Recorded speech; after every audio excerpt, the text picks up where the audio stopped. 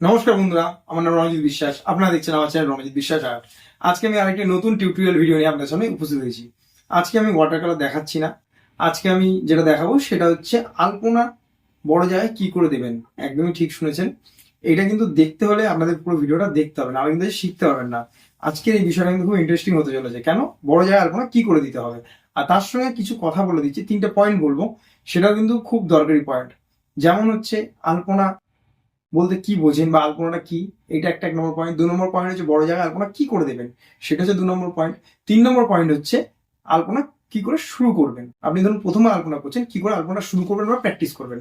তাহলে সবার প্রথমে 1 নম্বর পয়েন্টটাই বলি। আমরা যে আলপনা কথাটা বলছি, আলপনা কথাটার অর্থ হচ্ছে মঙ্গল সূচক চিহ্ন।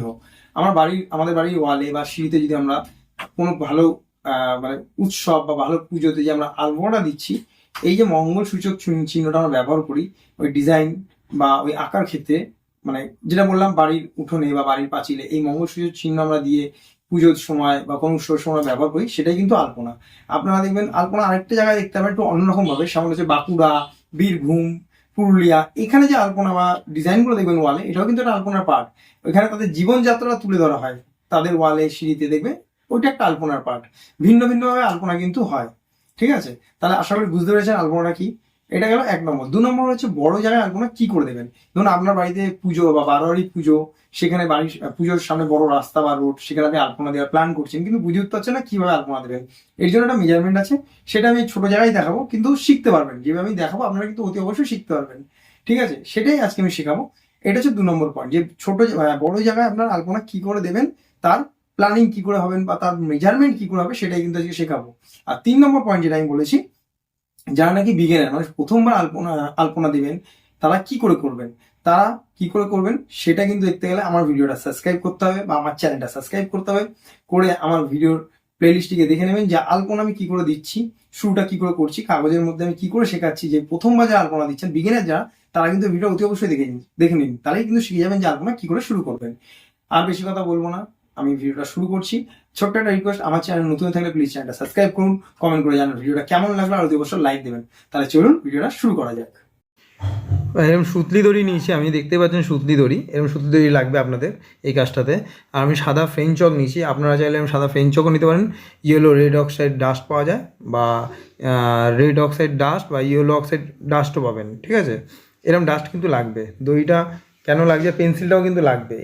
এখানে পেন্সিল লাগবে, আপনারা চক ইউজ করবেন। কেন আমি ফ্রেঞ্চ চক নিয়েছি দেখতেই পাচ্ছেন, ফ্রেঞ্চ চকে আমি দড়িটা ভালো করে চুবিয়ে নিয়েছি, মানে মাখিয়ে নিয়েছি। তারপরে এই প্রান্তে একটা, মানে 15 ফিট যদি ধরুন রাস্তা আপনার, তার এই প্রান্তে একজন আর দূরের ওই প্রান্তে একজনকে লাগবে, আর মাঝখানে একজন দাঁড়াবে। দাঁড়িয়ে দড়িটা দুজন মিলে টান টান করে ধরবে, আর মাঝখানে দাঁড়িয়ে একজন, যেইভাবে আমি দড়িটাকে দেখুন ছোটো জায়গা দেখাচ্ছি, টেনে দাগ দিচ্ছি, সেইভাবেই কিন্তু টেনে মাঝখান থেকে দড়িটাকে টেনে দাগ দিতে হবে। দেখুন ভালো করে যে আমি কীভাবে করছি, দেখেছেন, টেনে আমি একটা দাগ দিলাম। এইভাবে দড়ির সাহায্যে, ও ফ্রেঞ্চ চক বলুন বা বললাম যে রেড অক্সাইড বা ইয়েলো অক্সাইড যেটাই হোক, ডাস্ট, দড়িটাকে ভালো করে ওর মধ্যে মাখিয়ে তারপরে এইভাবে দাগ দিতে হবে। ঠিক আছে, এটা হলো লম্বা জায়গা হলে দাগটা কীভাবে দেবেন বুঝে গেছেন আশা করি। এইবার যে রাউন্ড যেটা হবে, দেখুন আমি দড়িটা কীভাবে পেন্সিলে বেঁধেছি, তেমনই চকের মধ্যে এরকম করে বেঁধে নেবেন, বা একটা ইট ভালো করে বেঁধে নেবেন। বেঁধে নিয়ে মিডিলে একটা পয়েন্ট ধরে দড়িটা তারপরে এরকম করে রাউন্ড ঘোরাবেন। এটা কিন্তু বড় জায়গায় এইভাবেই কিন্তু আপনাদের আলপনার মেজারমেন্টটা নেবেন। ঠিক আছে, মেজারমেন্ট হয়ে গেল। মেজারমেন্ট করে নেওয়ার পরে তারপরে আপনাদের যদি মনে হয় যে ড্রয়িংটা আপনারা চকে করবেন, তো চকে করে নিতে পারবেন। আমি যেহেতু ছোটো জায়গা ডাইরেক্ট আমি তুলিতে করছি, আপনারা চাইলে সেই জায়গাটা আগে ড্রয়িং করে নেবেন, চক দিয়ে হোক বা ইয়ে দিয়ে, আপনার লাল ইট দিয়ে হোক, যেটা দিয়ে আপনার সুবিধা মনে হবে সেটা দিয়ে আপনি ড্রয়িং করে নেবেন। কিন্তু পেন্সিল দিয়ে ড্রয়িং করবেন না, রাস্তা বা বড় জায়গায় পেন্সিল ড্রয়িং করা যায় না। সেই ক্ষেত্রে আপনাকে চক ব্যবহার করতে হবে, সাবান চক আছে বা নর্মাল সাদা চক আছে। তো এগুলো আপনারা ব্যবহার করতে পারেন। তাহলে বুঝেছেন যে মেজারমেন্টটা কীভাবে নিতে হবে বড় জায়গায়। মেজারমেন্টটা হওয়ার পরে আমি এবার কি করছি, আলপনা ড্রয়িংটা করছি। মন দিয়ে দেখুন আলপনা আমি কীভাবে ড্রয়িং করছি। এই ড্রয়িংটা কিন্তু আপনার অতি অবশ্যই যে কোনো পুজোতে, বাড়ির সামনে যদি পুজো হয়ে থাকে সেই রাস্তায় আপনারা যদি আলপনা দিতে চান, তাহলে কিন্তু আপনারা এইভাবে আলপনাটা দিতে পারেন। বড় জায়গায় কিন্তু আলপনা খুব সুন্দর করে দেওয়া যায় কিন্তু। ঠিক আছে, এর জন্য মেজারমেন্টটা ঠিকঠাক জানলে আপনারা কিন্তু বড় জায়গায় আলপনা খুব সহজভাবে খুব সুন্দরভাবে কিন্তু দিতে পারবেন। এর জন্যই এই যে মেজারমেন্টটা দেখালাম সেটা আশা করি বুঝেছেন। দড়ি কিন্তু অতি অবশ্যই লাগবে। বড় জায়গায় আলপনা দিতে গেলে ফিতের মাপে কিন্তু ওইভাবে বড় আলপনা হয় না, দড়ি অতি অবশ্যই লাগবে। চকের গুঁড়ো হোক বা ফেন চক গুঁড়ো হোক, মানে এমন গুঁড়ো আপনাকে নিতে হবে, মানে ডাস্ট এমন জিনিস নিতে হবে সেখানে মানে আপনার ওই দড়িটা ভালো করে ওর মধ্যে মাখিয়ে নেওয়ার পরে দাগটা যখন দেবে যাতে বুঝতে পারে। এর জন্যই কিন্তু আমি এরকম ডাস্ট ইউজ করেছি, আমি ফ্রেঞ্চ চক ডাস্ট ইউজ করেছি। আপনারা কিন্তু ফ্রেঞ্চ চক ইউজ করতে পারেন বা ইয়েলো অক্সাইড ডাস্ট ইউজ করতে পারেন, রেড অক্সাইড ডাস্ট পাওয়া যায় সেটাও ইউজ করতে পারেন। যেটা আপনার সুবিধা হবে আপনি সেই ডাস্টটাই ইউজ করবেন, ঠিক আছে। আর রাউন্ড সার্কেলটা কীভাবে করেছি আশা করি বুঝেছেন। রাউন্ড সার্কেলটা করতে গেলে আপনার এরকম দড়ি লাগবে, দড়ির মধ্যে ইট বেঁধে নিতে পারেন বা চকটাকেও বেঁধে নিতে পারেন, নিয়ে মিডিল পয়েন্ট করে তারপরে কিন্তু রাউন্ডটা আপনাকে ঘুরতে হবে। তারপরে আপনি কি করবেন, তারপর আপনি চক দিয়ে হোক বা ডাইরেক্ট তুলি দিয়ে হোক, আমার মনে হয় প্রথমবার যদি করেন আপনি এরম রাস্তায় বা কোনো বড় জায়গায় ড্রয়িং, তাহলে আগে এরম মেজারমেন্ট নিয়ে নেন, তারপরে আপনি চক দিয়ে আগে এঁকে নেন, তারপরে আপনি কালার শুরু করুন, তাহলে মনে হয় খুব বেটার হয়। আর একটা কথা বলে দিচ্ছি, রাস্তায় যখন যদি করেন তাহলে কিন্তু ফেব্রিক প্রচুর খরচা হয়ে যাবে, টাকায় কুলাতে পারবেন না। আমার মতে আপনারা ইউজ করতে পারেন হোয়াইট স্টেনার ইউজ করতে পারেন, কালারফুল স্টেনার পাওয়া যায়, দামও কম হয়, স্টেনার ইউজ করতে পারেন। আর তার সঙ্গে সাদা ডিস্টেম্পার, ওয়েদার কোট, এই কালারগুলো পাওয়া যায়, এগুলোর সঙ্গে ইউজ করতে পারেন, তাহলে কিন্তু খরচাটা কম হবে। আর ডাইরেক্ট ফেব্রিক করলে অনেক খরচা বেড়ে যায় বা অনেক খরচা হয়ে যাবে।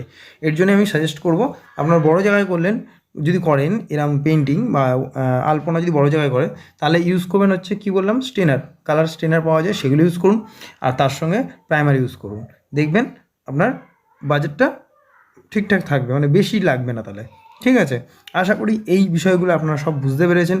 এরপরে যেইভাবে আমি ড্রয়িংটা করছি, যদি আপনারা এরমও করতে চান, এরম করে আলপনা দিতে পারে, এর জন্য ভিডিওটা পুরো দেখতে হবে, স্কিপ করবেন না, স্কিপ করলে কিন্তু অনেক কিছু মিস করে যাবেন যে আমি কীভাবে কী করছি। আর যদি এই বিষয়ে আরও কিছু জানতে চান, অতি অবশ্যই আমায় কমেন্ট করুন, কমেন্ট করে জানান যে আপনারা কি জানতে চান। অতি অবশ্যই আমি কমেন্টে রিপ্লাই করব আপনাদের, আমি প্রত্যেক ভিডিওতেই বলি, যদি কারো কোনো অসুবিধা হয় অতি অবশ্যই কমেন্ট করুন, আমি কমেন্টে রিপ্লাই করি এবং আমি সেটা দেখিয়েও দিই। যদি কারো কোনো জায়গা বুঝতে অসুবিধা হয় অতি অবশ্যই কমেন্ট করবেন, আমি দেখিয়ে দেবো। বা আর কোনো জিজ্ঞাসা থাকলে আমাকে অতি অবশ্যই করুন জিজ্ঞাসা, আমি আপনাদের সেটা দেখিয়েও দেবো। আর একটা ছোট্ট রিকোয়েস্ট, লাইক কিন্তু অবশ্যই করবেন। আর আমার চ্যানেল নতুন থাকলে প্লিজ চ্যানেলটা সাবস্ক্রাইব করুন, কমেন্ট করে জানাবেন ভিডিওটা কেমন লাগলো, আর অতি অবশ্যই কিন্তু লাইক দেবেন। তাহলে আর বেশি কথা বলছি না, ভিডিওটা মন দিয়ে দেখুন, কিন্তু স্কিপ করবেন না।